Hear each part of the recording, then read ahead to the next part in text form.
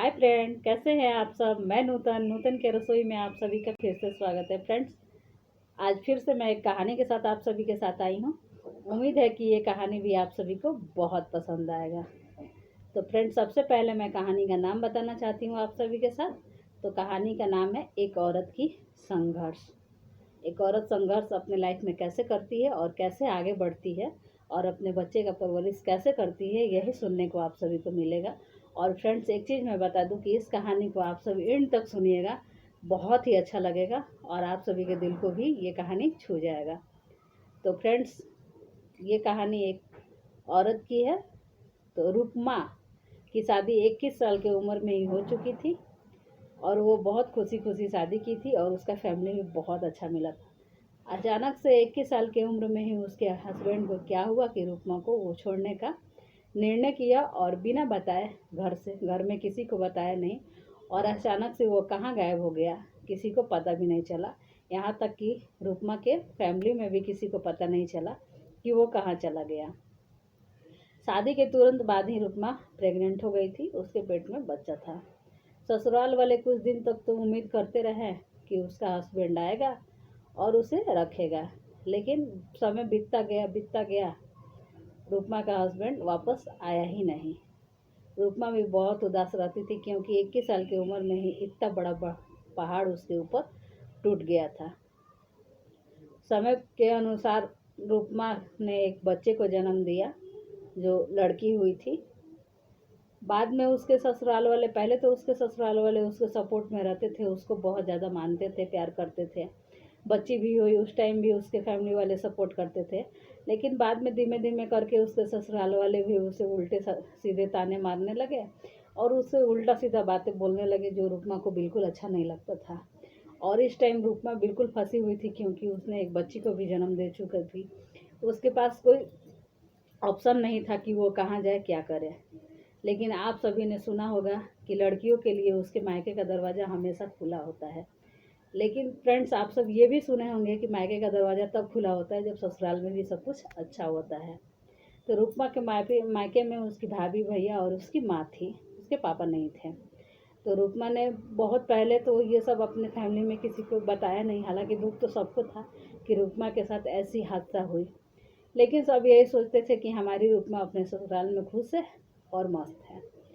तो उन्हें भी कोई ज़्यादा टेंशन नहीं था। लेकिन रुकमा कितना बर्दाश्त करे तो कितना करे। एक दिन उन्होंने अपने माँ को फ़ोन किया और अपने माँ से सारी बात बताई कि माँ, इनके जाने के बाद मुझे फैमिली से बहुत ज़्यादा सपोर्ट मिला और मुझे फैमिली वाले बहुत ज़्यादा माने और मेरा बच्चा हुआ फिर भी सब लोग सपोर्ट किए। लेकिन अब पता नहीं क्यों सबके मन में मेरे प्रति क्या आया है कि मुझे तरह तरह के ताने मार रहे हैं।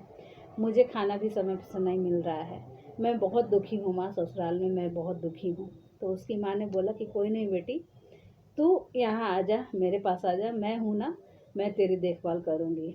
रुकमा बोली कि माँ, कब तक। मायके बेटी का नहीं होता है, ससुराल होता है तो ही मायके भी होता है। रुकमा की माँ बोली कि कोई नहीं, अभी तेरी बेटी छोटी है, ये सब बात सोचने का नहीं है। अभी उसकी परवरिश बहुत ज़रूरी है और तुझे खुश रखना बहुत ज़रूरी है, तो इसके लिए तू आ जा। रुकमा भी तय किया कि माँ ने सही ही कहा, अभी हमारी बेटी बहुत छोटी है तो उसकी परवरिश के लिए हमें मायके जाना ही पड़ेगा। रुकमा ससुराल छोड़ने का निर्णय किया और अपने मायके आ गई। मायके में उसके भैया भाभी भी बहुत खुश हुए, माँ भी बहुत खुश हुई। छोटी बच्ची से सब लोग घुल मिल गया। लेकिन मायके कितने दिनों का होता है, बहुत कम दिनों का होता है ना बेटी के लिए। डेली बेटी अगर मायके में भी रहे तो मायके वाले को भी अच्छा नहीं लगता है। तो उसकी भाभी भी इधर तरह तरह की ताने मारने लगी और घर की सारा काम जो होता था ना, जो घर में जितना काम होता था रुकमा को ही करना पड़ता था। उसकी भाभी कुछ करती ही नहीं थी। माँ भी ये चीज़ देखती थी, लेकिन माँ करे तो क्या करे, माँ कुछ बोल नहीं पाती थी। रुकमा परेशान हो गई कि एक तरफ खाई तो था ही, दूसरी तरफ में मुझे खाई ही दिख रहा है, मायके में भी मुझे बहुत ज़्यादा सुख नहीं दिख रहा है। हालांकि हमारी बेटी का परवरिश तो हो रहा है, लेकिन वो मायके में भी बहुत दुखित रहती थी कि मेरे मायके में भी कुछ अच्छा नहीं हो रहा है। उसकी भाभी नौकरानी की तरह पूरे दिन उससे काम करवाती थी, फिर शाम को खाना पीना मिलता था, बीच बीच में ताने भी मार जाती थी। रुकमा बोली अपनी माँ से कि माँ, मैं कहीं बाहर जाना चाहती हूँ, मैं कुछ करना चाहती हूँ। मैं अब ताने सुन सुन के परेशान हूँ। पहले मैं ससुराल के ताने सुनती थी, अब मायके की ताने सुनती हूँ। ससुराल वाली ताने तो थोड़ी बहुत अच्छी लगती है, क्योंकि बोला जाता है ऐसा कि ससुराल ऐसा ही होता है, सास ऐसी होती है। लेकिन मायके में रह के मायके का ताना बिल्कुल अच्छा नहीं लग रहा है माँ। मैं कुछ करना चाहती हूँ। और माँ जब अनमैरिड थी तो वो काफ़ी एक्टिव थी, और गाँव में ही अपने सिलाई कढ़ाई बुनाई उसको सब कुछ आता था, वो गाँव वालों के लिए करती थी। तो वो अपनी माँ से बोली कि माँ, मैं तो पहले काम करती थी ना, वही काम मैं जाके शहर में करूँगी और 2 पैसे कमाऊँगी, और इसी में संघर्ष करके अपनी बेटी का भी परवरिश करूँगी और खुद भी जी लूँगी। माँ मुझे आप जाने दो।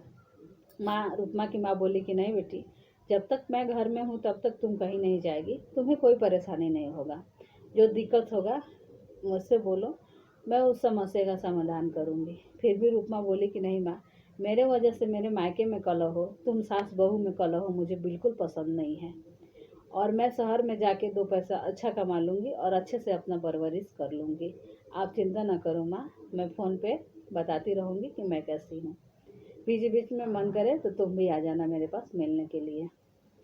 और रुक्मा शहर में गई कहीं, और वहाँ जाने के बाद उसे याद आया कि उसकी फ्रेंड कोई बचपन की थी, शीला, जो उसी शहर में रहती थी। तो रुक्मा ने शीला से संपर्क किया। शीला बोली कि कोई नहीं, तुम हमारे यहाँ आओ, हमारे यहाँ ज़्यादा लोग नहीं हैं, हम हमारे हस्बैंड और हमारे बच्चे हैं, हमारा घर भी बहुत सारा है, तुम्हें एक रूम मिलेगा, अच्छे से रहना, अपना काम करना, जब तुम सब बढ़ जाना आगे फिर अपना ले लेना है। रुक्मा बोली कि नहीं शीला, मैं ससुराल भी देख ली, मायके भी देख ली, अब मैं ये नहीं चाहती कि तुमसे भी हमारा रिलेशन ख़राब हो और हम तुम्हारे ऊपर भी बोझ बने। शीला बोली कि कैसा बात बोल रही है, तुम हमारी बचपन की फ्रेंड है, तुम हमारे बारे में ऐसा सोच कैसे सकती है कि तुम हमारे घर आएगी तो हमारे लिए बोझ बनेगी। तुम निफ़िक्र होके आओ और हमारे घर अपना बिजनेस शुरू करो, तुम्हारा काम जैसे शुरू होगा मैं तुम्हें नहीं रोकूंगी, तुम जहाँ मन करेगा वहाँ रहना और अपना काम आगे बढ़ाना। रुक्मा को 2 मिनट के लिए लगा कि शीला अच्छा बोल रही है। अभी हमारे लिए शहर में अकेले रहना, रूम रेंट देना, बच्चे का परवरिश, इतना तो मैं जाते जाते कमा नहीं लूँगी, थोड़ा सा सपोर्ट तो मुझे चाहिए ही। तो फिर रुक्मा शीला के यहाँ गई। शीला ने अपने घर में ही उसे एक रूम दिया और एक काम करने का भी रूम दिया, और सारे चारों तरफ प्रचार कर दिया कि ये हमारी रुक्मा सहेली है, इसे बहुत अच्छा कढ़ाई सिलाई बुनाई आता है, आप सब चाहते हैं तो इससे करवा सकते हैं और ये कम रेट में भी करेगी। धीमे धीमे करके रुक्मा का बिजनेस बहुत ज़्यादा बढ़ा, बहुत ज़्यादा बढ़ा, और उसकी कमाई बहुत अच्छी होने लगी, और वो अपने बच्ची और अपना परवरिश भी बहुत अच्छा करने लगी।